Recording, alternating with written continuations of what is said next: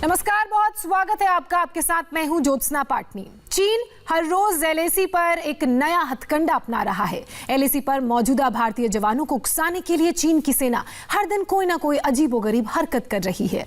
अब तक चीनी सरकार अपने सरकारी भोपू ग्लोबल टाइम्स के जरिए मनोवैज्ञानिक युद्ध चला रही थी। अब मैदान जंग में लाउडस्पीकर के जरिए भारतीय सैनिकों को सरकार के खिलाफ भड़काने की कोशिश में ये लोग जुट गए हैं। फिंगर 4 पर चीनी सेना ने बड़े बड़े लाउडस्पीकर्स लगाए हैं। कभी पंजाबी गाने बजाते हैं तो कभी भारतीय सैनिकों को बरगलाने की कोशिश करते हैं। तो चीन की इन कोशिशों के बारे में हम आपको बता रहे हैं। इंडिया टीवी संवाददाता मनीष प्रसाद ने लेह से चीन की इसी पैंतरेबाजी पर एक रिपोर्ट भेजी है, देखिए। ये चाइनीज पीएलए की लाउड स्पीकर वाली साजिश है। इसे ट्रिक 62 कहते हैं।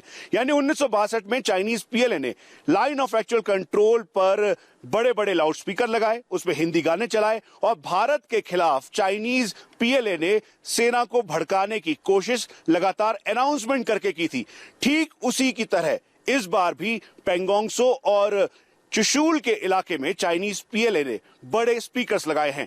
इंडिया टीवी को इस बात की जानकारी मिली है कि पेंगोंगसो फिंगर 4 के पास चाइनीज पीएलए ने बड़े स्पीकर लगाए और फिर वहां से पंजाबी और हिंदी गाने तो चला रहा है, साथ में वो जवानों को यानी भारतीय सेना के जवानों के ऊपर दबाव बनाने की कोशिश भी कर रहा है। जब हर मोर्चे पर भारतीय सेना ने चाइनीज पीएलए को खदेड़ दिया तो उसी दौरान अब वो इस बात का जिक्र कर रहा है कि ठंड आने वाली है, विंटर क्लोथिंग का अभाव है, टेंट का अभाव है। लेकिन इन सब को दरकिनार करते हुए भारतीय सेना ने विंटर क्लोथिंग से लेकर लॉजिस्टिक्स, आर्म्स, एमिनेशन सब कुछ की भरमार लाइन ऑफ एक्चुअल कंट्रोल पर कर दी है। वहीं दूसरी तरफ चुशूल के ठीक सामने मोल्डो का गैरिसन पड़ता है। चाइनीज पीएलए यहां पर भी बड़े बड़े लाउड स्पीकर के जरिए पंजाबी और हिंदी गाने चला रहा है और साथ में अनाउंसमेंट करता है कि भारतीय सेना अपने जवानों के लिए बिल्कुल भी संजीदगी के साथ उनके जितने भी सामान हैं, इक्विपमेंट्स हैं, वो नहीं भिजवाएगी क्योंकि ठंड अब पड़ने वाली है। लेकिन आर्मी हेडक्वार्टर के मुताबिक दरअसल इस समय 14 महीनों का पूरा सामान भारतीय सेना के पास है और लाउड स्पीकर वाली इस साजिश को नाकामयाब करने के लिए भारतीय सेना ने एक स्ट्रेटजी भी तैयार की है और ये चाइनीज पीएलए का साइकोलॉजिकल वॉरफेयर और प्रोपेगेंडा है जिसके लिए वो जाना जाता है।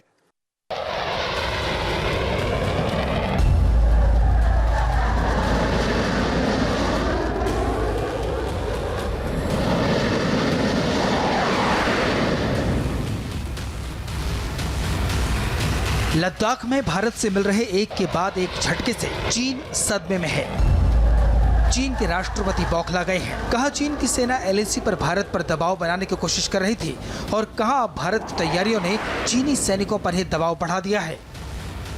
एलएसी पर चीन की हरकत पर भारत ने ऐसा चक्रव्यूह रचा जिसमें फंसकर चीन बिलबिला रहा है। हिंदुस्तानी सेना के सीक्रेट मिशन ने लद्दाख में पासा पलट कर रख दिया और हेकड़ी दिखाने वाला चीन अब घुटनों पर आ गया है। तभी तो वो बॉर्डर पर वही प्रोपेगेंडा वॉर वाली चाल चल रहा है जो उसने सन 1962 की जंग के दौरान चली थी। चीन ने 1962 की तर्ज पर भारतीय सैनिकों के साथ साइकोलॉजिकल वॉरफेयर शुरू कर दिया है। चीनी सेना ने पेंगोंग झील के फिंगर 4 के आसपास लाउडस्पीकर पर पंजाबी और हिंदी गाना बजाना शुरू कर दिया है। चुशूल में चीनी सेना ने मोल्डो सैन्य ठिकाने पर बड़े बड़े लाउडस्पीकर लगाए हैं। चीनी सेना की तरफ से भारतीय सैनिकों को बरगलाने की कोशिश हो रही है। चीनी सैनिक लाउडस्पीकर पर कह रहे हैं कि ठंड में भारत की सरकार उनकी कोई मदद नहीं कर सकेगी। चीन इसी तरह के साइकोलॉजिकल वॉरफेयर का इस्तेमाल 1962 में भी कर चुका है। मतलब चीन विरोधी के मनोबल को तोड़ने के लिए अपने ही देश के खिलाफ सैनिकों को भड़काता है और युद्ध जीतने की कोशिश करता है। चीनी सेना पंजाबी और हिंदी गानों के साथ अनाउंसमेंट इसलिए कर रही है ताकि पहाड़ की चोटियों पर डटी हुई भारतीय सैनिकों को दिमागी तौर पर अपने साथ मिलाकर भारतीय सेना के मनोबल को तोड़ सके। लेकिन चीन भूल गया है कि जंग के मैदान में शूरवीरों के हौसले और दमखम से आमने सामने की जंग का फैसला होता है। चीन ये भी भूल गया है कि 1962 वाला भारत नहीं है, ये 2020 वाला भारत है जो न सिर्फ बोलता है बल्कि दुश्मन की आंख में आंख डालकर उसे ललकारता भी है।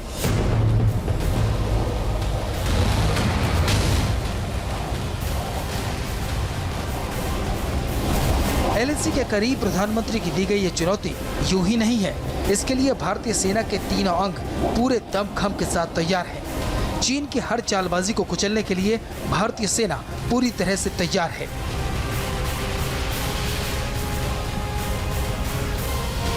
इस समय ठीक सामने आप देखें तो एक एक करके जो सामान है, लॉजिस्टिक है, वो लगातार सप्लाई किया जा रहा है। जो आर्कटिक टेंट्स हैं उनको भेजा जा रहा है। वजह यह है कि दरअसल रणनीतिक तौर पर ये बहुत ज़रूरी है और इसी को देखते हुए जो इस समय जो सामान है वो आप देखें, जो टायर्स हैं मेंटेनेंस के लिए, उसके अलावा जो इस समय ईसीसी क्लोथिंग, कैरो हीटर, स्पेशल राशन, ये सब इसमें मौजूद है। चीन ने जो कभी सोचा भी नहीं था वो हो गया है।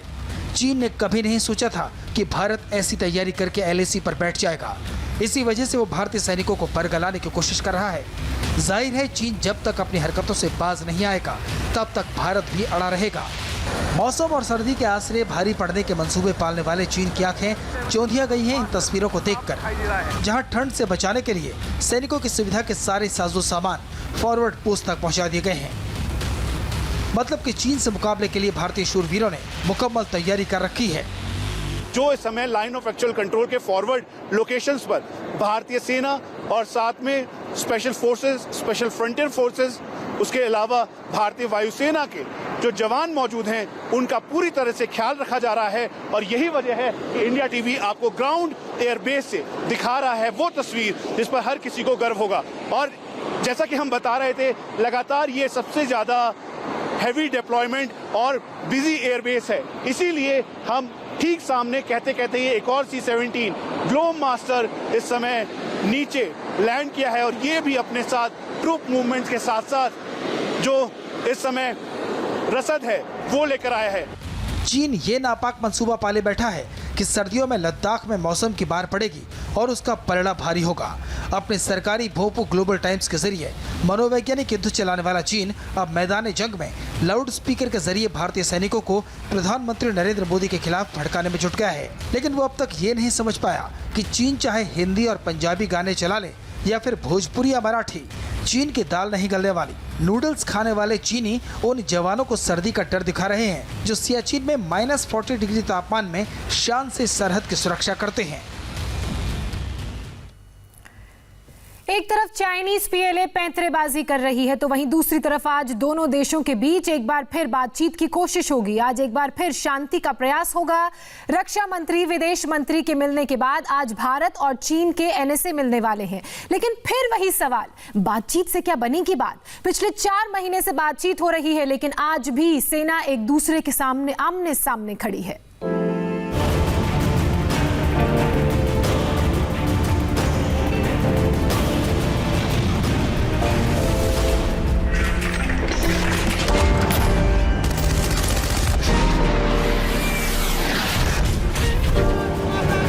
लद्दाख में एलएसी पर चीन की हिमाकतों का सिलसिला अब ज्यादा लंबा नहीं चलेगा। इसका भारत ने पूरा इंतजाम कर लिया है। शांति की भाषा अगर चीन को समझ नहीं आई तो भारत गोला बारूद की सीधी भाषा के लिए भी पूरी तैयारी कर चुका है और इसका सबूत है ये तैयारियों की तस्वीरें।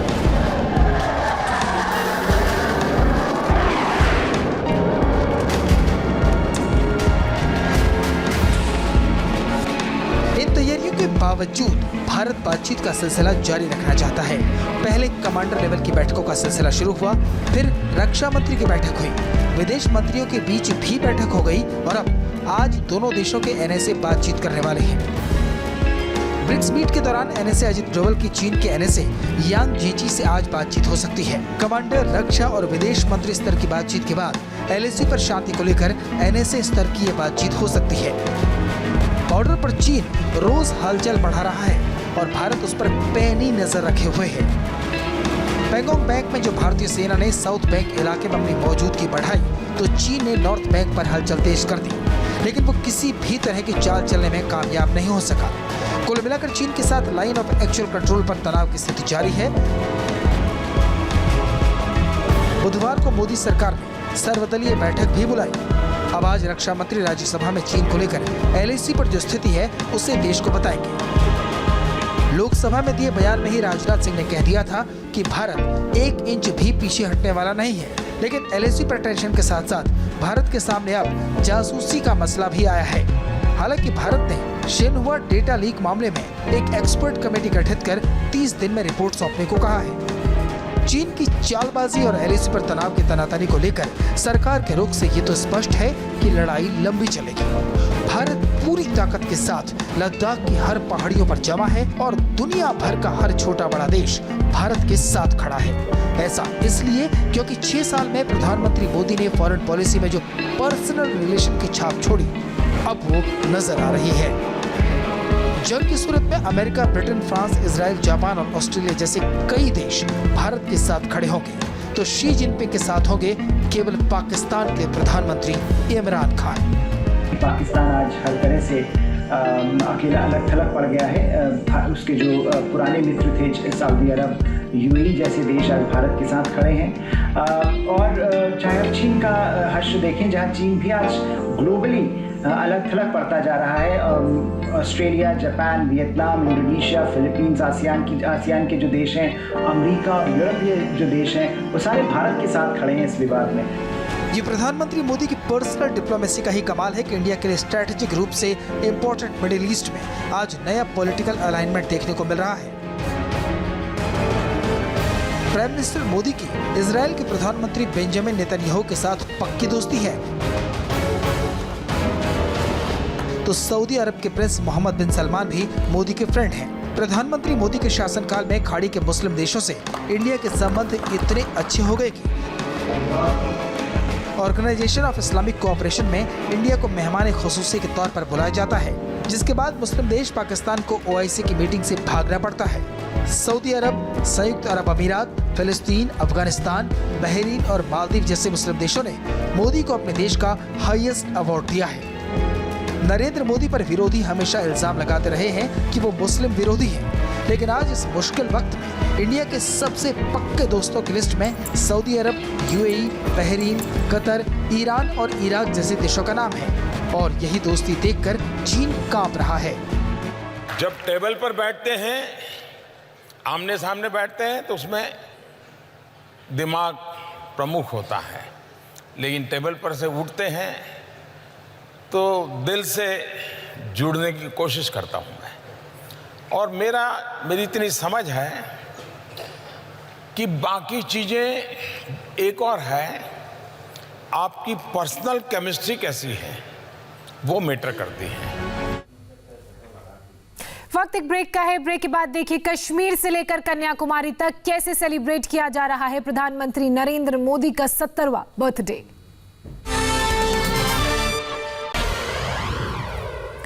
प्रधानमंत्री नरेंद्र मोदी आज 70 साल के हो गए हैं और समर्थक उनका जन्मदिन बेहद ही सादगी के साथ मना रहे हैं। दिल्ली में रात के 12 बजते ही इंडिया गेट के पास बीजेपी नेता श्याम जाजू की अगुवाई में प्रधानमंत्री के नाम पर 70 किलो का लड्डू का केक काटा गया। तो सूरत में भी 71 किलो का बर्थडे केक बनाया गया, जिसे डिजिटली कट किया गया। जन्मदिन के इस खास मौके को यादगार बनाने के लिए बीजेपी देश भर में 14 सितंबर से 1 सप्ताह तक सेवा सप्ताह कार्यक्रम चला रही है। इतना ही नहीं, बीजेपी ने प्रधानमंत्री मोदी के 70वें जन्म दिवस पर अपने कार्यकर्ताओं को कम से कम 70 जरूरतमंदों की सेवा करने के भी निर्देश दिए हैं। बार बार दिन ये आए, बार बार दिल ये गाए, बार बार दिन ये आए, बार बार दिल ये गाए, तू जिए हजारों साल, ये मेरी है आरज़ू। Happy birthday to you, happy birthday to you, happy birthday to you. बार बार दिन ये आए, बार बार दिल ये गाए, तू जिए। पीएम मोदी के फैंस और बीजेपी कार्यकर्ता नेता भले ही आज प्रधानमंत्री नरेंद्र दामोदर दास मोदी का 70वां जन्मदिन मना रहे हैं, लेकिन खुद पीएम मोदी अपना बर्थडे कुछ अलग अंदाज में मना रहे हैं।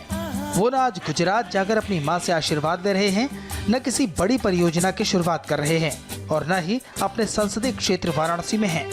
तो फिर पीएम मोदी आज क्या कर रहे हैं? ऐसे वक्त में जब पूरा देश कोरोना की वजह से परेशान है, बॉर्डर पर चीन की सेना की हरकतों से टेंशन है, तब प्रधानमंत्री देश को इन बड़ी समस्याओं से निकालने में जुटे हैं।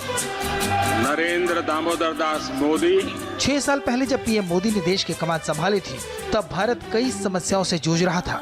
लेकिन आज भारत की दुनिया में जो स्थिति है वो किसी सुपर पावर से कम नहीं। अगर इंडिया आज कोरोना संकट के बीच भी वर्ल्ड लीडर बनने के सफर पर आगे बढ़ रहा है तो उसकी वजह है प्रधानमंत्री मोदी। आज अगर चीन के खिलाफ भारत को पूरी दुनिया का साथ मिल रहा है तो उसका क्रेडिट पीएम मोदी की डिप्लोमेसी को जाता है, क्योंकि पीएम मोदी ने ही भारत को दुनिया की आंख से आंख मिलाकर बात करना सिखाया है। मुझे 2014 में पूछा तो मैंने कहा था,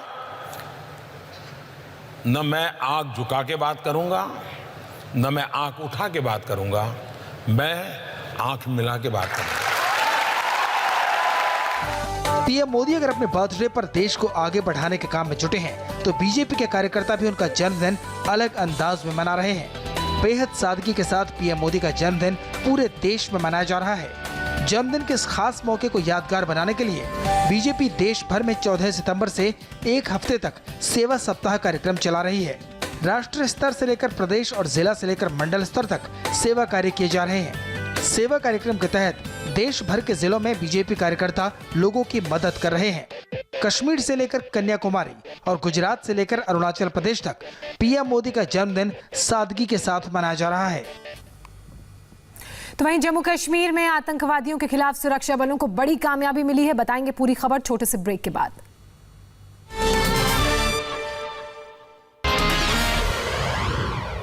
इस वक्त की बड़ी खबर जम्मू कश्मीर के बटमालू में सुरक्षा बलों ने 3 आतंकवादियों को मार गिराया है। आतंकवादियों के खिलाफ पुलिस और सीआरपीएफ के जॉइंट ऑपरेशन में ये कामयाबी मिली है। इस एनकाउंटर के दौरान एक महिला की भी मौत हुई है, जबकि सीआरपीएफ का एक डिप्टी कमांडेंट घायल हुआ है। सुरक्षा बलों और आतंकवादियों के बीच फिलहाल एनकाउंटर जारी है। आसपास के इलाकों में सर्च ऑपरेशन भी चल रहा है।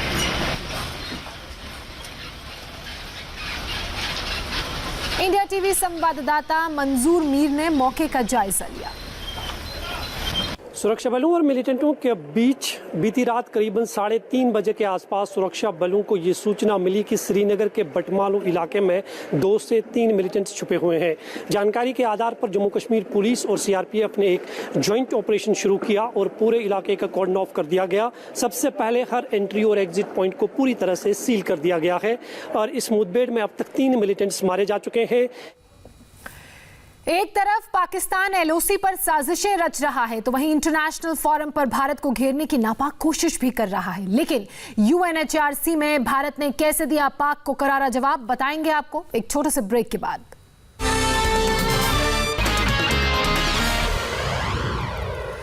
संयुक्त राष्ट्र मानवाधिकार परिषद की बैठक में भारत ने पाकिस्तान को कड़ा सबक सिखाया है। जिनेवा में यूएनएचआरसी में पाकिस्तान ने टर्की की मदद से कश्मीर का मुद्दा उठाने की कोशिश की थी, जिसका भारत ने मुंहतोड़ जवाब दिया। भारत ने पाकिस्तान को आतंकवाद का गढ़ बताते हुए कश्मीर पर लेक्चर ना देने की सलाह दी है।